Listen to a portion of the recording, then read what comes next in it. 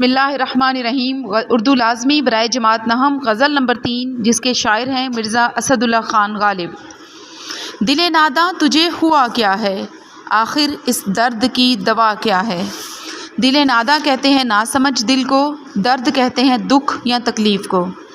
اس کا مفہوم ہے کہ اے ناسمجھ دل، تجھے کیا ہو گیا ہے، تمہارے درد کی کیا دوا ہو سکتی ہے۔ شعر کی تشریح ہے، شاعر اپنے دل کو ملامت کرتے ہوئے کہتا ہے کہ اے دل، تو سوچنے سمجھنے سے بالکل عاری ہو گیا ہے، تو نے اپنا کیا حال بنا رکھا ہے، تو عشق میں اپنے ہوش و حواس بھی گنوا بیٹھا ہے۔ تو عشق کے جس درد میں مبتلا ہے، اس کی کوئی دوا نہیں ہے۔ عشق تو ہمیشہ سے لادوا ہے۔ اس شعر میں استفہامیہ انداز میں دل سے حال دریافت کرنا یا سوال کرنا مقصود نہیں ہے، بلکہ شاعر دل نادان کی بے چین حالت سے پوری طرح واقف ہے۔ وہ تو سوال کے پردے میں دل کو ملامت کر رہا ہے۔ عاشق اپنے دل سے کہتا ہے کہ تو بڑا نادان ہے، اور تیری نادانی کا یہ ثبوت ہے کہ تو اس بے وفا ظالم اور بے رحم سے وفا کی امید رکھتا ہے جو وفا سے ناآشنا ہے۔ تیرے درد کی دوا اس دنیا میں تو کہیں نہیں مل سکتی۔ غالب نے اس غزل میں کہا ہے، ہم کو ان سے وفا کی امید جو نہیں جانتے وفا کیا ہے۔ عاشق اپنے دل کو ڈانٹ رہا ہے اور ملامت کر رہا ہے کہ تو کس خبط میں مبتلا ہے، خبط میں تو آئے گا، تیری آرزو کبھی پوری نہیں ہوگی۔ یاد رکھو، جس درد میں تو مبتلا ہے، اس کی دوا کہیں نہیں ہے۔ اگر اپنی زندگی چاہتا ہے تو اس خیال خام سے باز آ جا۔ اس شعر میں بنیادی نقطہ تلقین ترک عشق عاشقی ہے۔ شعر نمبر 2 ہے، ہم ہیں مشتاق اور وہ بیزار، یا الہی یہ ماجرا کیا ہے۔ مشتاق کہتے ہیں شوق رکھنے والا، بیزار کا معنی ناخوش، ناراض، اور ماجرا کا معنی معاملہ۔ شعر کا مفہوم ہے کہ ہم محبوب سے ملنے کا شوق رکھتے ہیں، مگر وہ ہم سے بیزار ہے، ہمیں اس معاملے کی سمجھ نہیں آ رہی۔ اس شعر کی تشریح ہے کہ عاشق کو محبوب سے بے پناہ محبت ہے، لیکن وہ جتنا اظہار محبت کرتا ہے، محبوب اتنی ہی بے رخی کا مظاہرہ کرتا ہے۔ عاشق اس صورتحال پر پریشان اور حیران ہے، کہتا ہے یا الہی یہ قصہ کیا ہے۔ میں تو اس پر جان چھڑکتا ہوں اور وہ میری صورت دیکھنے سے بیزار ہے۔ مولانا حالی نے اس شعر کی تشریح میں لکھا ہے کہ گویا عاشق نے ابھی عشق کے کوچے میں قدم رکھا، اور معشوق و عاشق جو ناز و نیاز کی باتیں ہوتی ہیں ان سے ناواقف ہے، اس لیے باوجود اپنے مشتاق ہونے کے محبوب کے بیزار ہونے پر تعجب کرتا ہے۔ اس کا حوالہ ہے یادگار غالب صفحہ نمبر 14۔ ابتدائی عشق ہے، اور ابھی یہ معلوم نہیں کہ محبوب عموماً اظہار نیاز پر ازروئے نیاز ایسا طریقہ اختیار کر لیتے ہیں جس سے عاشق بیزاری کا اثر قبول کرے۔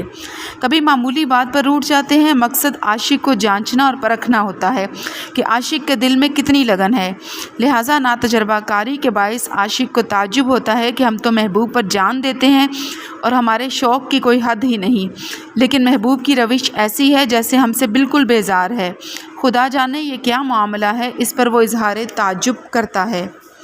شعر نمبر 3 ہے، میں بھی منہ میں زبان رکھتا ہوں، کاش پوچھو کہ مدعا کیا ہے۔ کاش کلمہ افسوس ہے۔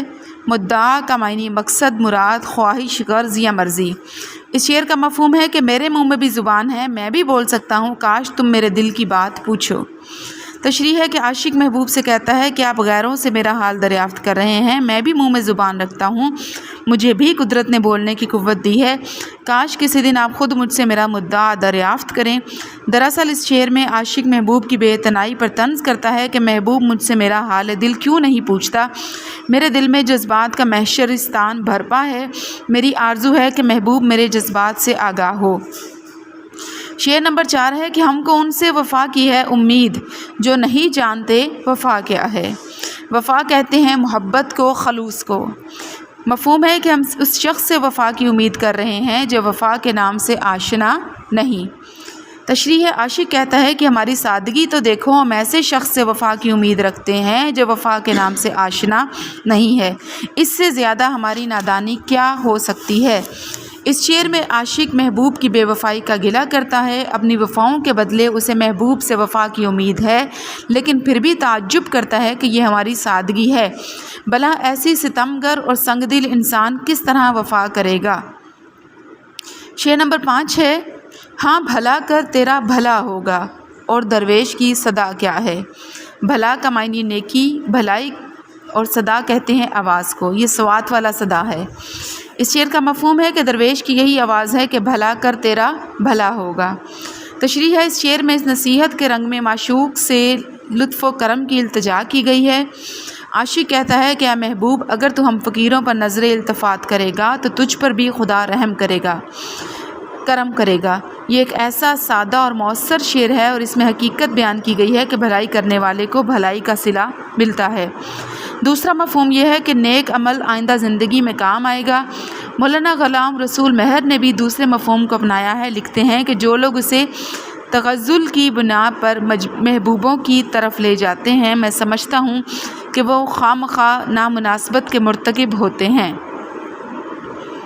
شعر نمبر 6 ہے، جان تم پر نثار کرتا ہوں، میں نہیں جانتا دعا کیا ہے۔ یہ نثار کا معنی قربان۔ شعر کا مفہوم ہے کہ میں اپنی جان تم پر قربان کرتا ہوں، محض دعا کو کافی نہیں سمجھتا۔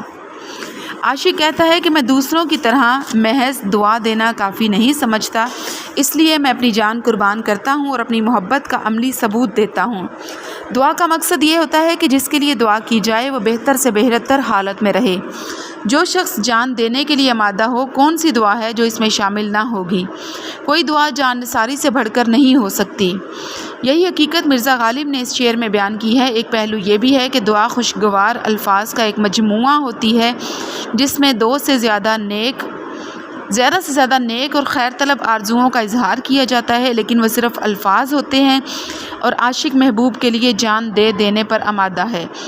محض اچھے الفاظ کہہ دینے پر قناعت کے لیے تیار نہیں، وہ اپنے محبوب کے لیے اس کی راہ میں جان قربان کرنا چاہتا ہے۔ آخری شعر ہے کہ میں نے مانا کہ کچھ نہیں غالب، مفت ہاتھ آئے تو برا کیا ہے۔ مفہوم ہے، اے محبوب، میں مانتا ہوں کہ تمہاری نظر میں میری کوئی قدر و قیمت نہیں، لیکن اگر مفت میں تمہارا غلام بن جاؤں تو اس میں کیا برائی ہے۔ اس شعر میں غالب نے اظہار نیاز مندی کیا ہے۔ کہتے ہیں کہ میں یہ تسلیم کرتا ہوں کہ غالب کی حیثیت کچھ نہیں، لیکن اے محبوب، ایک غلام مفت آپ کو مل رہا ہے، پھر اسے لینے میں مذائقہ کیوں ہے؟ مذائقہ میں زوات آتا ہے اور بڑا کاف آئے گا۔ لطف کا پہلو یہ ہے کہ بظاہر عاشق اپنے آپ کو مفت محبوب کے حوالے کر رہا ہے، لیکن عاشق کے لیے اس قبولیت سے بلند تر مقام کوئی اور نہیں ہو سکتا۔ یہاں پہ ہماری غزل نمبر 3 بھی مکمل ہوتی ہے۔ اللہ تعالی ہم پر اپنی خاص رحمت فرمائے، آمین۔